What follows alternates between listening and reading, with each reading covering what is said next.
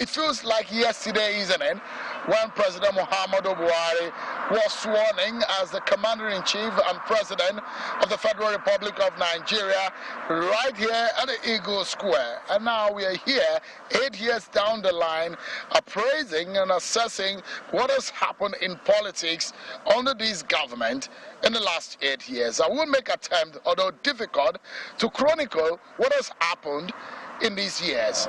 So help me God. It was a government we took off with a lot of support, enthusiasm and trust that the change which it promised would be delivered. Muhammadu Buhari, who had around 3 unsuccessful times to be president of Nigeria, and now for the 4th time achieving his aim, and on his inaugural speech, he sounded the alarm. I belong to everybody, and I belong to nobody. That quickly sent jitters across the land. Many think it will be game as usual. Mr. No Nonsense is now in charge.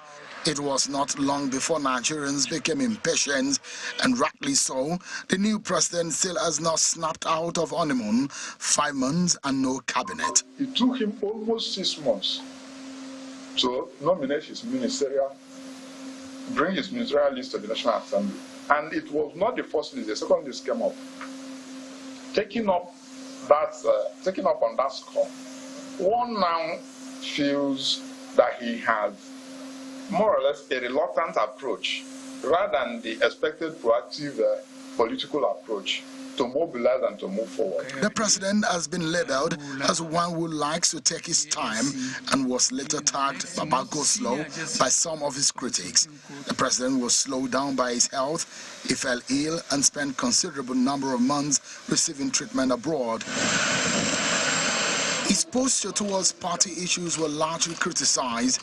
In the space of 8 years, 4 persons had led the party, the All Progressives Congress APC, 3 as substantive national chairman, and 1 in caretaker capacity. Then I asked analysts to rate Buhari in some of the focus areas.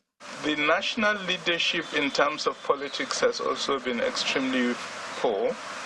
It was never clear what the political priorities are. There were major issues of national unity that were not addressed, but were in fact worsened by specific actions or lack of actions taken by the president that showed he didn't respect political balance in the country.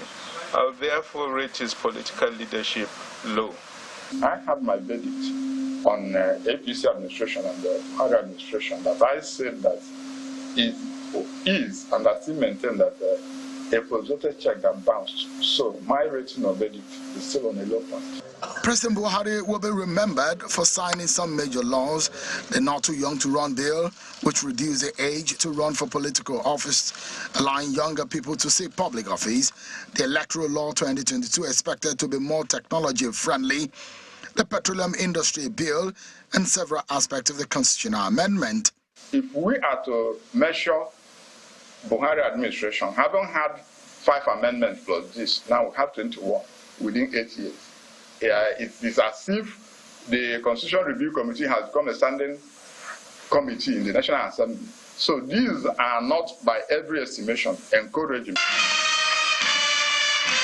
The Nigerian political calendar was then altered, changing May 29 to a mere inauguration day, elevating June 12 as Nigeria's Democracy Day, acknowledging the June 12 election of 1993, adjudged as perhaps the freest and fairest in our history. I think it was appropriate, but I wouldn't rate that as a big political achievement, because in any case that's more of a symbolic than a real gesture. So I rate him high on that. It's a magnanimous move in the sense that he now believes that Nigerians actually had their most transparent election, and in the course of that, he did what? He now moved to June 12 to keep in line with history. Medium. Political history will document rightly or wrongly the handling of President Buhari on the issues of NSAS protests by young Nigerians in many parts of the country. The El Zazaki and Shiite group, the sit-at-home and IPOB unrest in the southeast, the Oduduwa Republic agitation and the Sondo Igbo scenario in the southwest. Promises of fixing the economy and ensuring security, fighting corruption will be something to appraise by many based on the promises of the Buhari administration. He had said he was coming in to address the question of insecurity. After 8 years, insecurity is much worse than he found it 8 years ago. So he has failed on that score. 8 years is a long time in the life of a nation.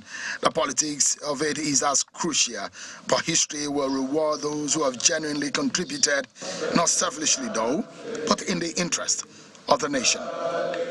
Shenwa Kimaloe, reporting for Channels Television News.